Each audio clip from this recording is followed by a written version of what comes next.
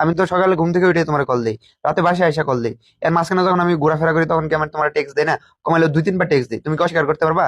তাহলে তুমি আমার সাথে এমন করতেছো কেন? এই তুই আমার ছেড়ে চলে যাবি, চলে যাও, তো নাটক করার কি দরকার? তুই ডেলি ডেলি আমার সাথে নাটক চুদাস। তুই যে নতুন লাং পাইছস এটা কিন্তু আমি জানি বাবা, বুঝছস? আমি তোর ক্লাসে যাওয়া পর্যন্ত মেসেজ দেয় তুই মামা তুই- ঘুমাইতেছিলাম মামা। এই তুই ঘুমাইতেছিস, ঘুমা, তোর ডিস্টার্ব করছে কে? হ্যাঁ বল বল বল, কি বলতেছিলি বল।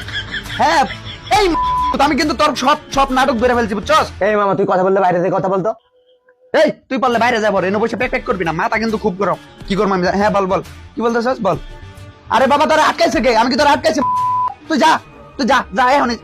তুই আমার আর কোনোদিন কল। হ্যাঁ ওকে ওকে ওকে ওকে শোনা, ওকে ওকে বাবু, ওকে ওকে। তোর মায়ের কসম, তোর বাপের কসম, আমি আর তোর কোনোদিন টেক্সট করবো না, আমি তোর এখন ব্লক দিতেছি।